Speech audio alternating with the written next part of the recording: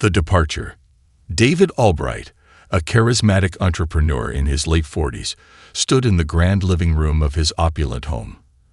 The room was adorned with exquisite art and furniture collected from every corner of the world, a reflection of his extraordinary success.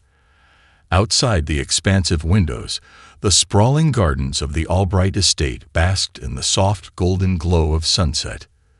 Yet the warmth of the scene did little to thaw the cold tension between him and his wife, Catherine. Catherine sat on the plush ivory couch, her posture composed but her eyes betraying the turmoil within. She had been by David's side through it all. The sleepless nights spent building his empire, the sacrifices made, and the dreams shared. Her presence was the anchor that had kept him grounded, but now it felt as though their foundation was crumbling beneath them.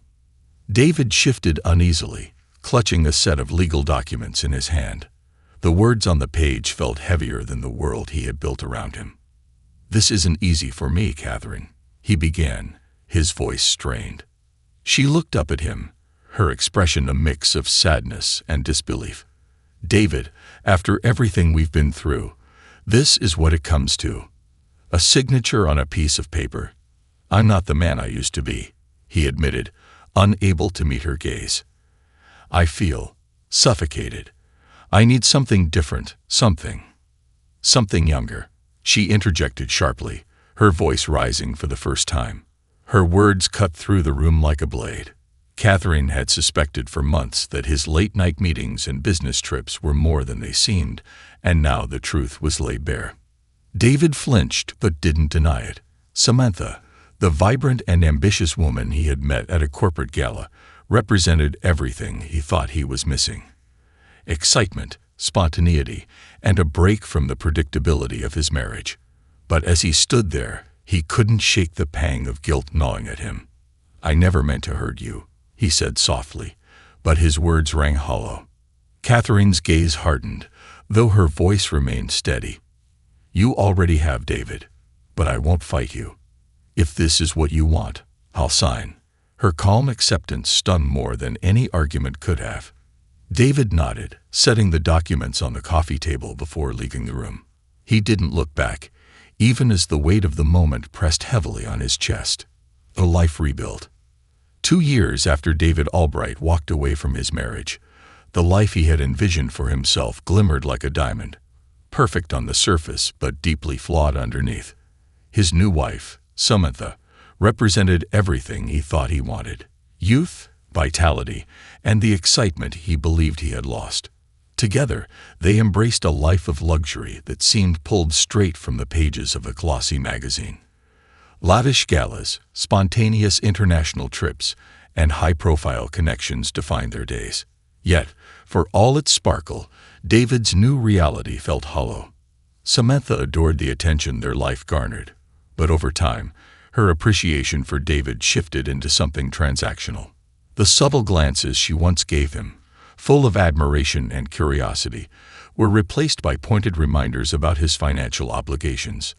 The thrill of their relationship, the passion he had mistaken for love, dimmed, and in its place grew a widening chasm. David threw himself into his work, desperate to ignore the growing cracks. His company had expanded in his absence, driven by a stellar team he had once trusted implicitly. But as he leaned on his business to sustain his spiraling personal life, he began to sense the precariousness of his empire. Deals he assumed were secure began to falter, and his investors, wary of his distracted leadership, grew restless. The first significant blow came at a quarterly board meeting. David, confident in his ability to charm and inspire, presented a bold vision for a new venture. Yet as he spoke, the skeptical faces staring back at him told a different story. David, one of the senior board members, finally interjected, "The numbers don't support this expansion. We're already seeing signs of instability in the market. Perhaps it's time we focus on shoring up our current ventures." David forced a smile, masking his irritation. "You don't build empires by playing it safe," he countered, his voice confident but hollow. "This is exactly the kind of move that will set us apart." The room remained silent, and the tension was palpable.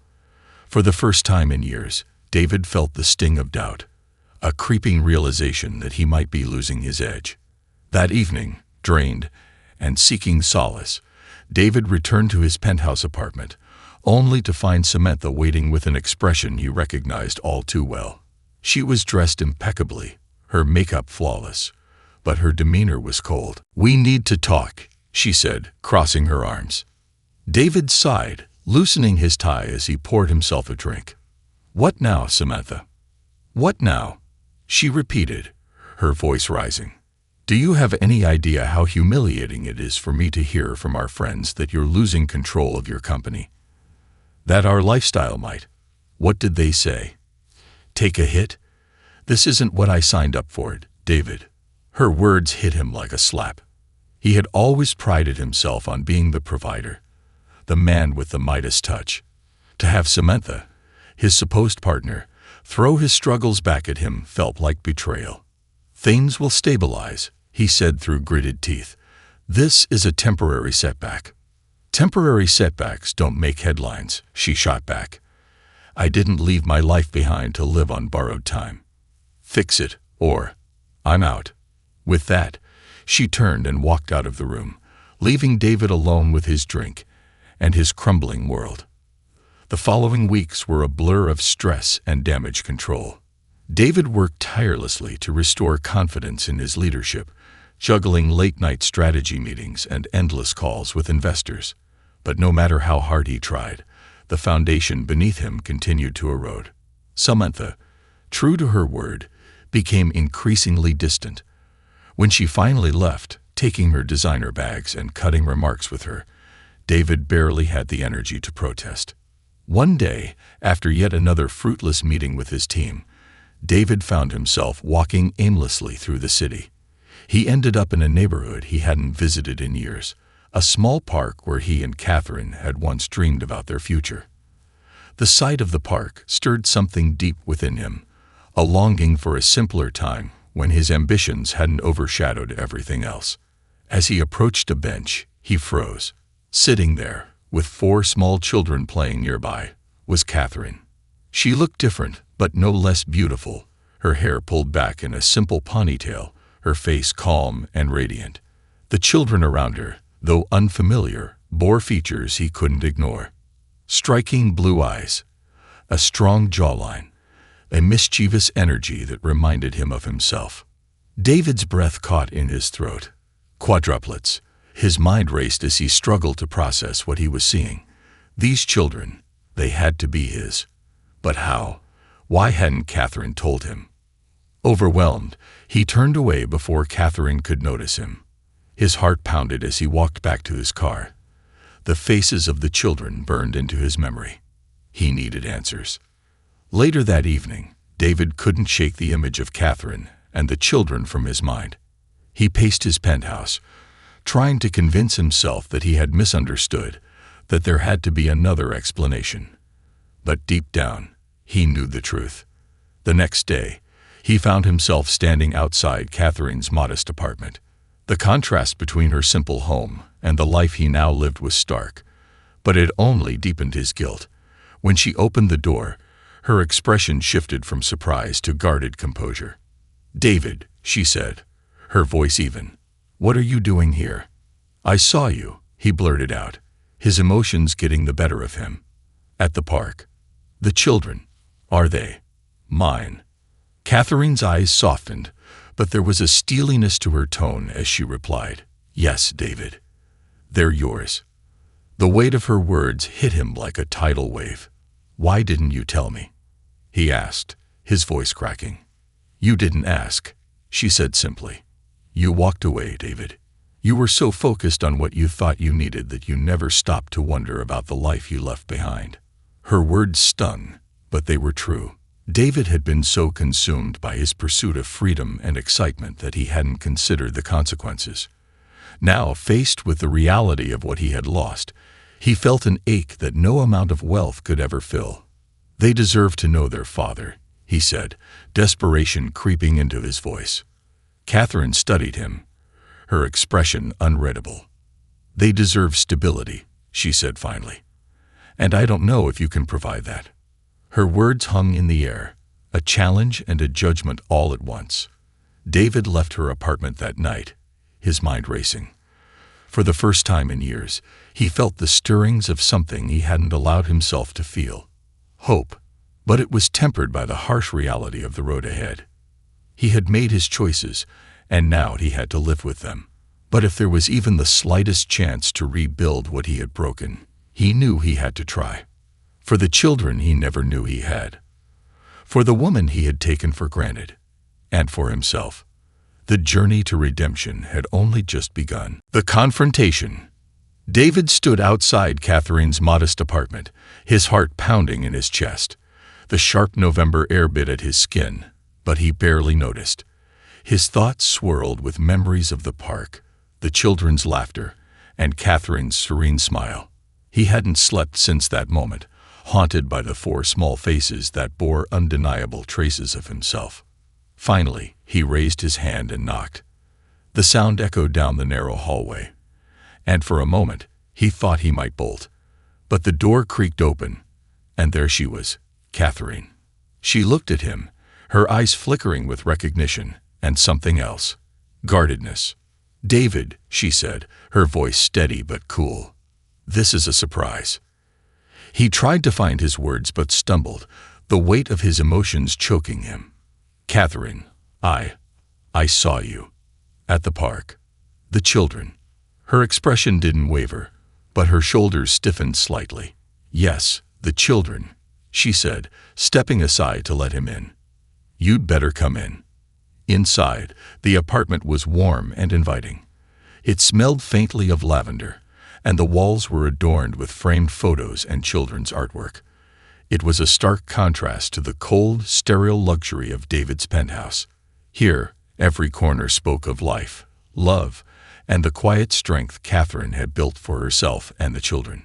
David's eyes scanned the room, landing on a picture of the quadruplets on the mantel.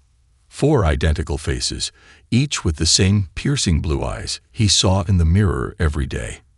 He turned to Catherine, his voice trembling. "They're mine, aren't they?" Catherine sighed and leaned against the counter, her calm demeanor cracking just enough to reveal a flicker of sadness. "Yes, David, they're yours." The confirmation hit him like a freight train, and he sank into the nearest chair. "Why didn't you tell me?" he asked, his voice breaking. "How could you keep this from me?" Catherine crossed her arms, her tone sharpening. "I didn't keep anything from you. You left, David. You made it clear that you didn't want to be part of my life anymore. When I found out I was pregnant, you were already off living your new life. I had a right to know." He protested, but his voice lacked conviction. "A right," she echoed, her voice rising for the first time. "You gave up that right the day you walked out. I was left to pick up the pieces, David. Alone. I had to figure out how to raise 4 children on my own, while you were off chasing some fantasy." David felt the sting of her words, but he couldn't argue. She was right. He had been so blinded by his pursuit of something new that he hadn't considered the consequences. Now, faced with the reality of what he had abandoned, he felt a crushing wave of guilt. "They deserve to know their father," he said softly, his eyes pleading. Catherine's gaze didn't soften. "Do they? Or is this about you trying to ease your guilt?" The question hung in the air like a challenge, and David had no answer. The tension was broken by the sound of small footsteps.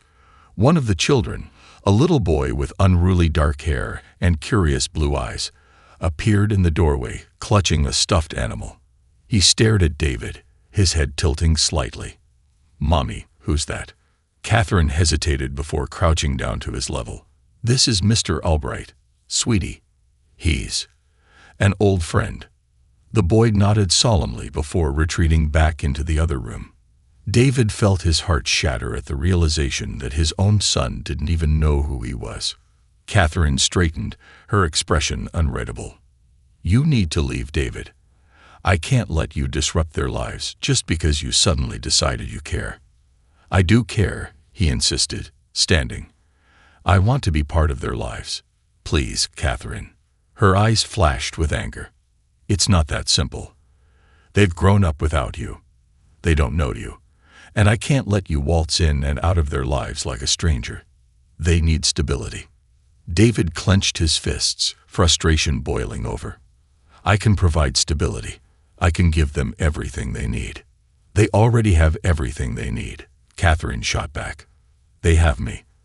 What they don't need is someone who might disappear the moment things get hard." The words hit him like a slap. And he had no defense. She was right.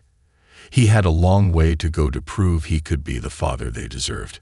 Over the next few weeks, David found himself consumed by thoughts of the children. He replayed his conversation with Catherine in his mind, agonizing over every word. He wanted to be part of their lives, but he didn't know how to begin. His attempts to reach out to Catherine were met with resistance. She responded to his messages with curt replies, reminding him that her priority was the children's well-being. It was clear she wasn't ready to let him in, and he couldn't blame her. At the same time, his professional life continued to crumble. Deals he had counted on fell through, and his investors lost faith. The board of directors, once loyal to a fault, began discussing the possibility of replacing him as CEO. For the first time in his life, David felt powerless. The final blow came during a meeting with his legal team.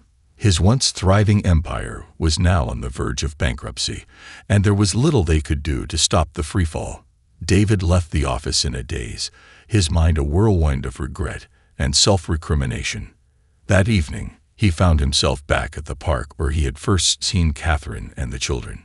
He sat on a bench, watching families play and laugh, and felt an ache deep in his chest. He thought about all the moments he had missed, the first steps, the first words, the birthdays and holidays. He had sacrificed so much in pursuit of a life he thought he wanted, only to realize too late what truly mattered. As the sun dipped below the horizon, David made a decision. He couldn't undo the past, but he could fight for the future. He would prove to Catherine, and to himself, that he was ready to take responsibility for his choices. He didn't know how long it would take or if he would succeed, but he knew one thing for certain: he wouldn't give up. He stood, the resolve in his heart burning brighter than it had in years. It was time to rebuild, one step at a time. A new resolve. David's life was a shadow of its former grandeur. The towering empire he had built now seemed like a distant memory, eclipsed by his relentless pursuit of redemption. Weeks had passed since his confrontation with Catherine, and though the sting of her words still lingered, they had ignited something he hadn't felt in years: purpose. He had lost the sprawling penthouse after his company declared bankruptcy, forcing him into a modest two-bedroom apartment on the outskirts of the city. The once pristine designer suits hung loosely on his frame, a physical reminder of the stress and sleepless nights that now defined his existence. Yet, for the first time in years, David didn't feel consumed by despair. Instead, he was determined to rebuild, not his wealth or reputation, but his connection to the family he had abandoned. The beginning of reconnection. David spent his days working at a small tech startup, far removed from the glamorous corporate boardrooms he used to command. His colleagues were young, idealistic, and bursting with the kind of passion he hadn't felt in decades. Though it was humbling to take orders from people half his age, David approached the work with a renewed sense of humility. He realized he had to start from the ground up, both in his career and in his personal life. Each evening, he would return to his apartment and draft messages to Catherine. He didn't send most of them, fearing they would come across as insincere or desperate. Instead, he wrote as a way to organize his thoughts, pouring his feelings onto the page. When he wasn't writing, he read books on parenting and emotional healing, determined to understand the needs of his children. It was during one of these quiet nights that David had an idea. He remembered Catherine once mentioning how much the children loved spending time outdoors. He decided to organize a day at the park, not as their father, but as someone trying to get to know them. A humble invitation. David sent Catherine a simple message. "I know I've let you and the kids down. I don't expect forgiveness, but I'd like to try to make amends. If you'd allow it, I'd like to spend a day with them at the park. No expectations, just time to see who they are. You can be there the whole time. Please think about it. He stared at his phone, unsure if he should hit send. After several deep breaths, he pressed the button and braced himself for her response. 2 days passed without a reply. Just as David was beginning to lose hope, his phone buzzed. It was Catherine. Saturday, noon. The park by the lake. We'll give it a try, but don't expect miracles. David read the message twice, feeling a mix of relief and nervous anticipation. It wasn't forgiveness, but it was a start. The day at the park. Saturday arrived, and David woke before dawn. He spent hours rehearsing what he would say, agonizing over how to approach the children without overwhelming them. By the time he arrived at the park, his nerves were frayed, but he knew he couldn't back out now. Catherine was already there, sitting on a bench beneath a large oak tree. The quadruplets were running around, their laughter ringing out like music. David paused for a moment, watching them from a distance. The sight of them filled him with equal parts joy and sorrow. As he approached, Catherine looked up and offered a small nod. "You're on time," she said, her tone neutral. "I wouldn't miss it," David replied, his voice steady despite his nerves. The children stopped playing and looked at him curiously. Catherine stood and gestured for them to come over. "Kids, this is Mr. Albright," she said. "He's an old friend." David winced at the introduction but understood why she said it. He crouched to their level, offering a warm smile. "Hi there," he said. "It's nice to meet you." The children exchanged glances, their expressions a mix of curiosity and shyness. One of the boys, the boldest of the group, stepped forward. "You're tall," he said matter-of-factly. David chuckled, grateful for the icebreaker. "I guess I am. What's your name?" "Logan," the boy replied, puffing out his chest. "I'm the fastest runner." "Is that so?" David asked, smiling. "Maybe you can show me." Logan grinned and took off across the grass, prompting the other children to follow. David glanced at Catherine, who gave him a small nod of approval. It wasn't much, but it was enough to give him hope. Breaking barriers. As the hours passed, David found himself laughing and playing with the children in a way he hadn't done in years. He pushed them on the swings, helped them build sandcastles, and even let them cover him in leaves during an impromptu game of Forest Monster. For a brief moment, he forgot about the mistakes that had brought him here and focused solely on the joy of being with them. Catherine watched from a distance, her arms crossed, but her expression softening. She had been skeptical of David's intentions, but seeing him genuinely engage with the children stirred something in her. Maybe, just maybe, he was capable of change. As the day drew to a close, the children gathered around a picnic blanket Catherine had laid out. David sat with them, listening intently as they told stories about their favorite games, their friends, and their dreams. He felt a pang of regret for all the moments he had missed, but resolved to create new ones moving forward. When it was time to leave, Logan turned to David and asked, "Will you come back?" David hesitated, looking at Catherine. She met his gaze and gave a slight nod. "If it's okay with your mom," he said carefully, "I'd love to." Logan beamed, and David felt a swell of hope unlike anything he had experienced in years. A small step forward. That night, David returned to his apartment feeling both exhausted and exhilarated. It wasn't a grand reconciliation, but it was a step, a small precious step toward rebuilding what he had lost. He knew there would be challenges ahead, but for the first time in a long time, he felt ready to face them. As he lay in bed, staring at the ceiling, David allowed himself to dream. Not of wealth or success, but of family, of laughter and love, of a second chance. And for the first time in years, he felt like he was moving in the right direction. Building bridges. David's hands trembled as he stood in the hallway of Catherine's apartment. This was his third visit since the day at the park, and while the children had begun warming to him, Catherine remained guarded. She opened the door with her usual composed expression, her sharp eyes scanning him like a lie detector. Right on time, she said, stepping aside to let him in.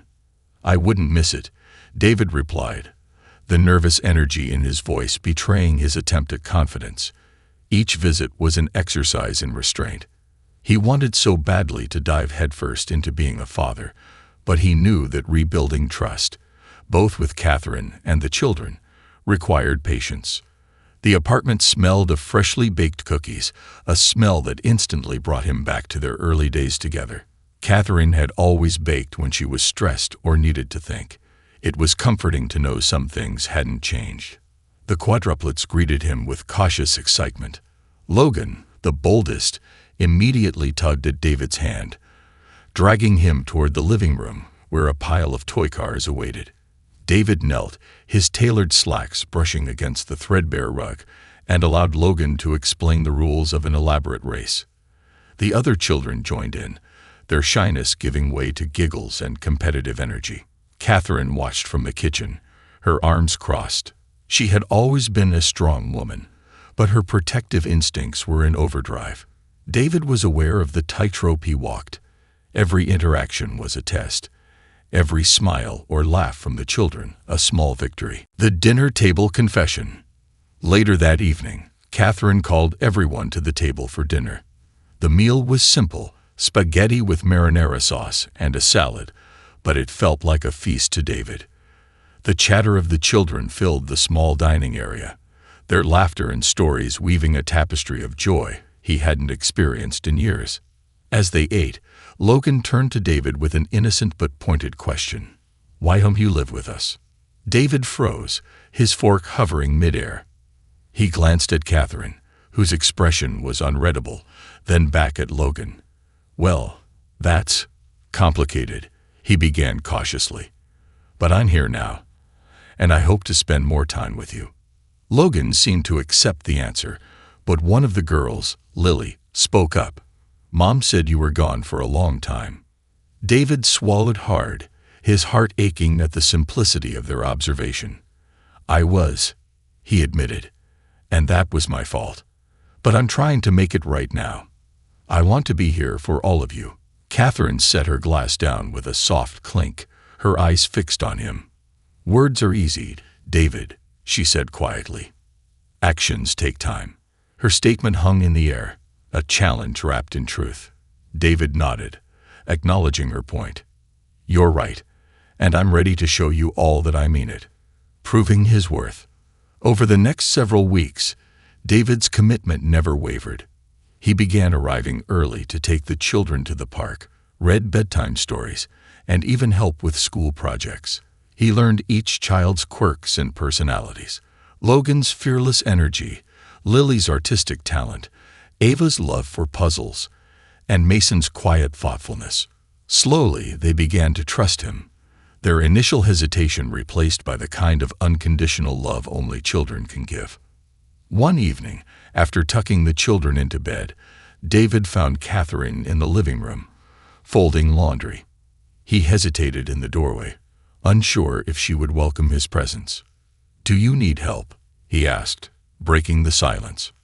She looked up, surprised, but nodded. "Sure, you can start with those," she said, gesturing to a pile of towels.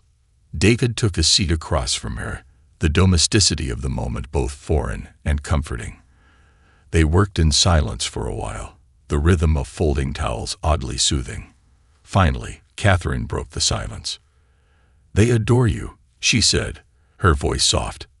"But it scares me." David paused, a towel in his hands. "Scares you how?" She sighed, setting down a neatly folded shirt. "They're young, David. They don't understand the complexities of what happened between us. All they see is someone new who makes them happy. But if you walk away again—" "I won't," he interrupted, his voice firm. "Catherine, I know I've made mistakes. Big ones, but I've changed. I'm not the man who left. I want to be here, for them, and for you." She met his gaze, her expression unreadable.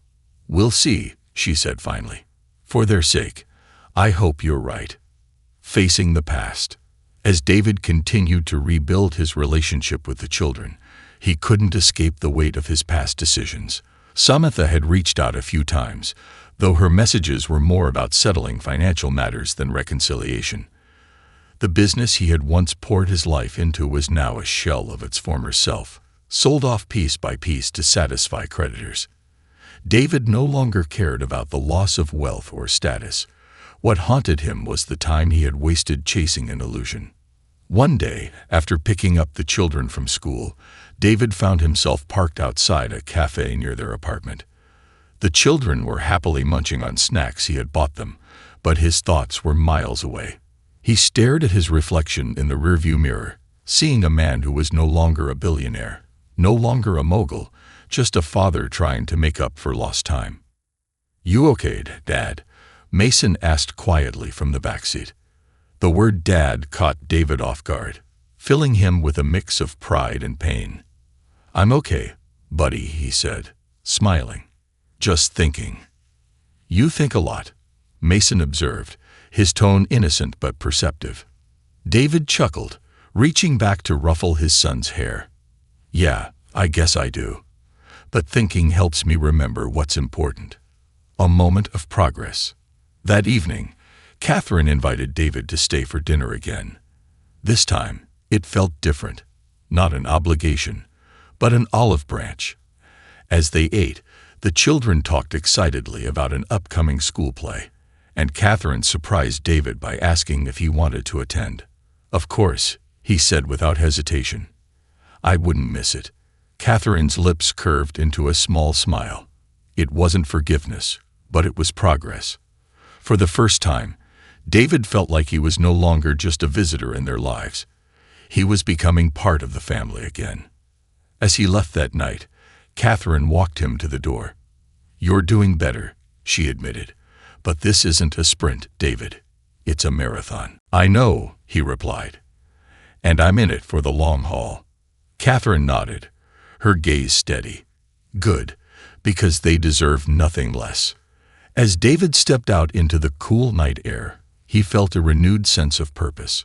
The road ahead was long and uncertain, but for the first time in years, he was ready to walk it. One step, one day, one moment at a time.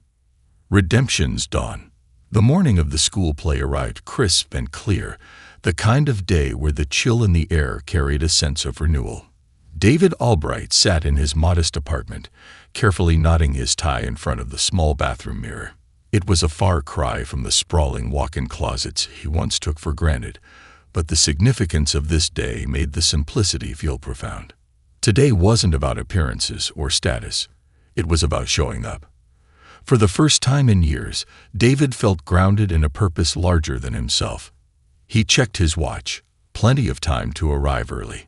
He had learned the hard way that punctuality wasn't just about being on time. It was about respect. Respect for others, and respect for the moments that mattered. The school play. The elementary school gymnasium buzzed with excitement. Parents, siblings, and teachers filled the rows of metal folding chairs, their laughter and chatter creating a symphony of anticipation. David walked in, scanning the room for Catherine and the children. He spotted them near the front, Logan waving enthusiastically while the others sat beside their mother, whispering and giggling. Catherine caught his eye and nodded, gesturing to an empty chair beside her. He made his way through the crowd, feeling the weight of every step. As he sat down, Logan leaned over and whispered, "Did you bring the flowers?" David smiled and opened the small bag he carried, revealing a bouquet of daisies and sunflowers. "Of course," he whispered back.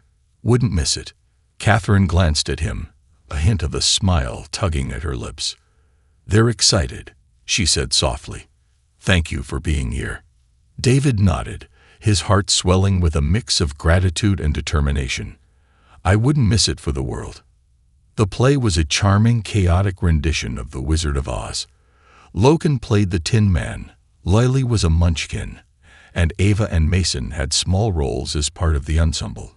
David couldn't take his eyes off them, marveling at their confidence and joy. Each time one of them looked his way, he waved and smiled, his pride unmistakable. When the final curtain call came, the gym erupted in applause. David clapped until his hands stung, standing with the crowd as the children bowed.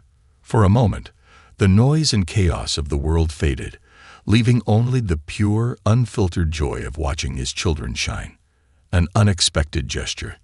After the play, the families mingled in the gymnasium, snapping photos and congratulating the young performers. David handed out the flowers, earning delighted smiles and hugs from the children. Logan even insisted on posing for a picture with him, holding his bouquet like a trophy. As the crowd began to thin, Catherine approached, holding her phone. "Do you want a picture with all of them?" she asked, her tone softer than usual. David blinked, surprised. "I'd love that," he said, his voice steady despite the lump in his throat. Catherine called the children over, arranging them around David. Logan and Mason stood on either side of him, while Eva and Lily sat in front, their faces glowing with excitement. As Catherine snapped the photo, David couldn't help but smile. A genuine, unguarded smile that felt like the first step in a journey he was finally ready to embrace. A quiet moment. Later that evening, after the children were in bed, David lingered in the living room. Catherine sat across from him, a mug of tea in her hands. The silence between them was no longer strained but comfortable, a tentative truce in the wake of so much shared history. "You did well today," Catherine said finally, her gaze steady. "The kids were happy. That means a lot." "Thank you," David replied, his voice quiet but sincere. "It means a lot to me, too." She set her mug down, leaning back in her chair. "I wasn't sure you could do this, you know. When you first came back, I thought it was about your guilt, about fixing your image." David nodded, accepting her honesty. "It was at first. But the more time I spent with them, the more I realized it wasn't about me. It's about them. And about making things right, even if it's late." Catherine studied him for a long moment, her expression unreadable. "It's not too late," she said finally. "But it'll take more than showing up at school plays and dinners. They need to know you're here to stay." "I am," he said, his voice firm. "For as long as it takes." She nodded, a flicker of something. Trust, perhaps, in her eyes. Good. A new beginning. As David walked home that night, the crisp air filled his lungs, each breath a reminder of the changes he had made. His life was no longer defined by wealth or power, but by something far greater: love, commitment, and the chance to be part of a family. He arrived at his apartment, took off his shoes, and sat on the edge of his bed. Reaching into his pocket, he pulled out the photo Catherine had taken. He stared at it for a long time, the faces of his children filling him with a sense of purpose he hadn't known he was capable of feeling. This was only the beginning. The road ahead would be challenging, filled with moments of doubt and difficulty. But for the first time in years, David felt ready.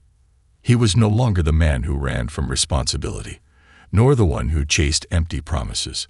He was a father, a flawed but determined man, ready to rebuild the bridges he had burned.